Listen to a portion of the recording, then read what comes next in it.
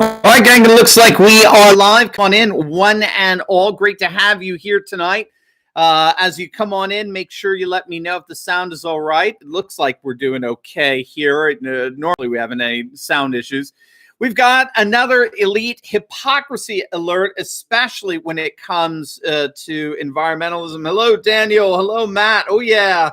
Yeah, cars are customizing that. EPA is going to kill my dream. It is. They're absurd and they're insane. We're actually going to talk a little bit of why it's so unnecessary, why truth is not on their side, and they admit it. Every time you catch someone like what John Kerry did, getting photographed flying on a commercial airliner without his mask on. He ain't eating, he ain't drinking, there's no pretzels, there's no beer, he's just reading. The man is reading without a mask, which would get any one of us kicked off the flight and fined. So come on in, gang, let's talk a little liberal hypocrisy here. No, we're not talking about California Governor Gavin Newsom. He's another one. He's another piece of work here.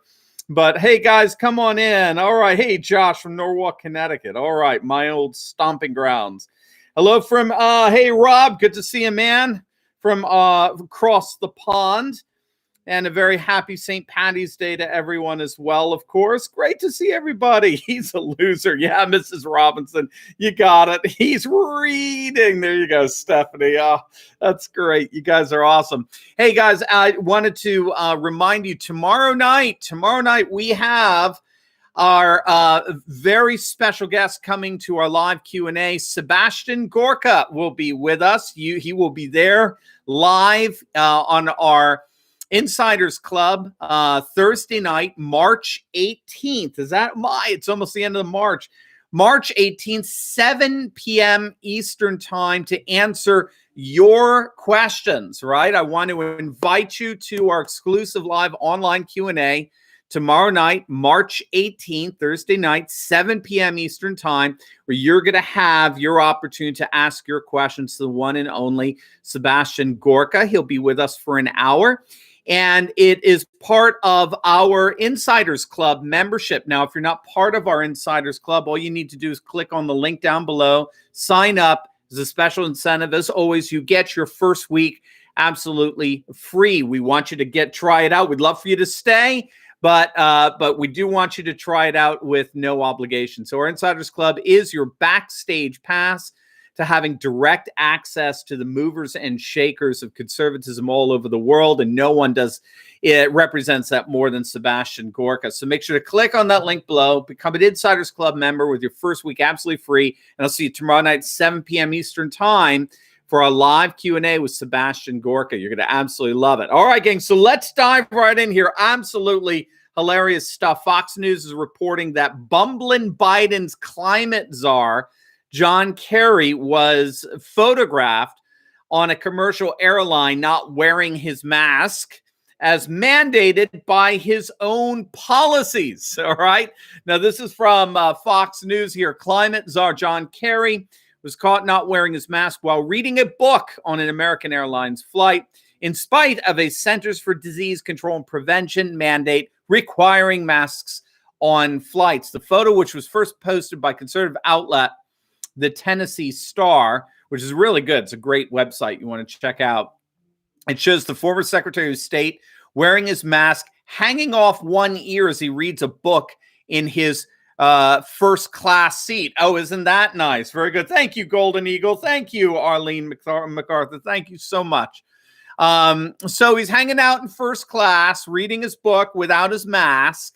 Fox News confirmed the photo's authenticity with the passenger, and we have that photo on our thumbnail there.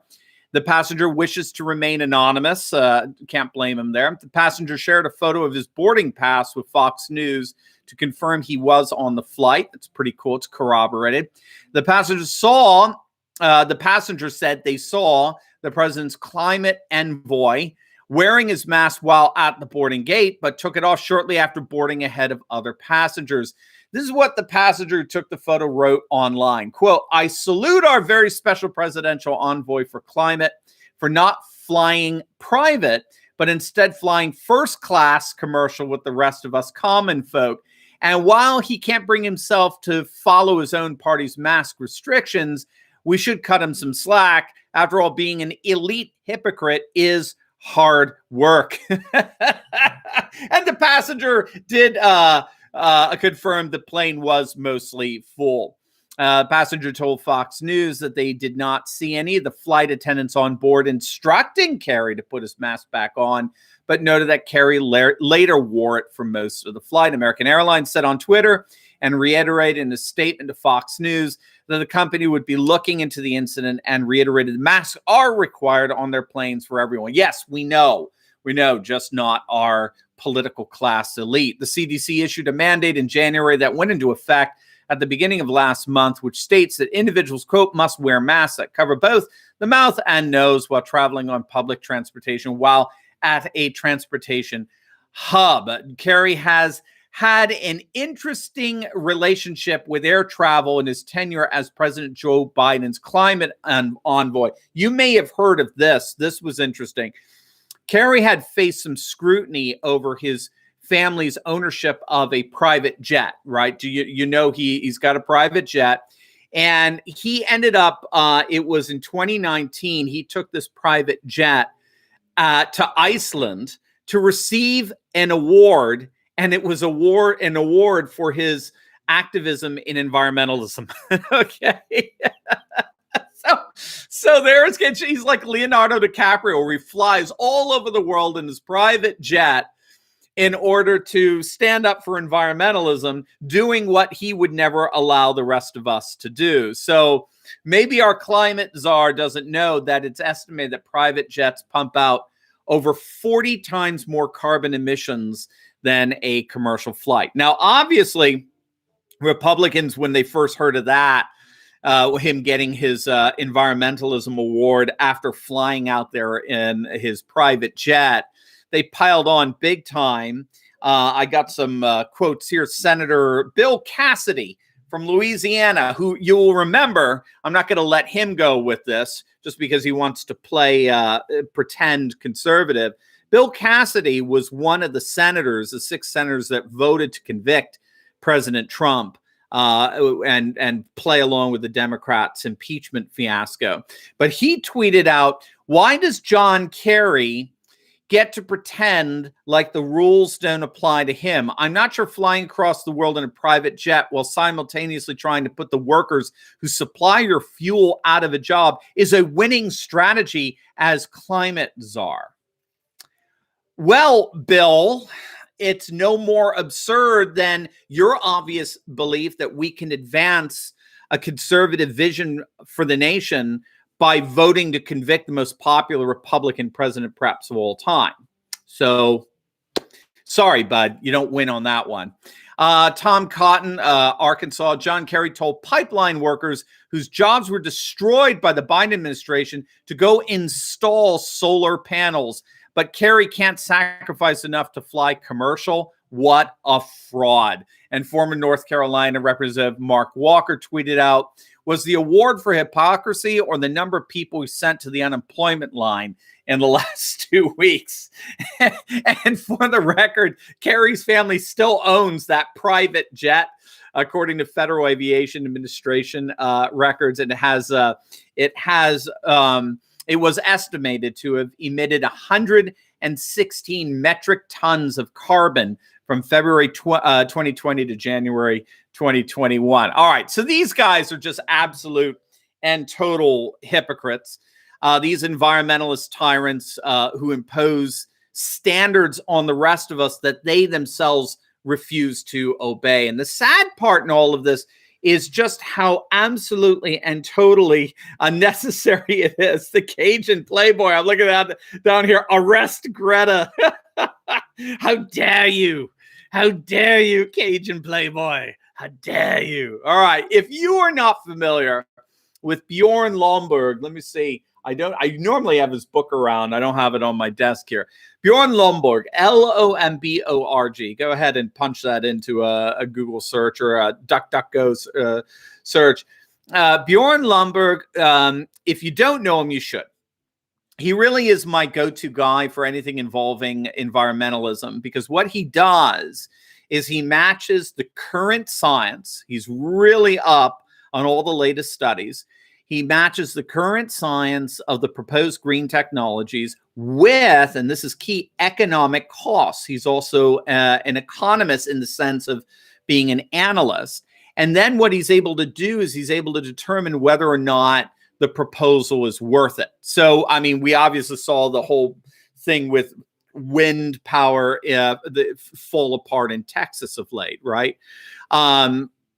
He's noticed that wind and solar power are just, they're totally trivial contributions to global energy for the next quarter of century. At least that's when you run the numbers. The International Energy Agency estimates that today, just about 0.5% of global energy comes from solar and wind.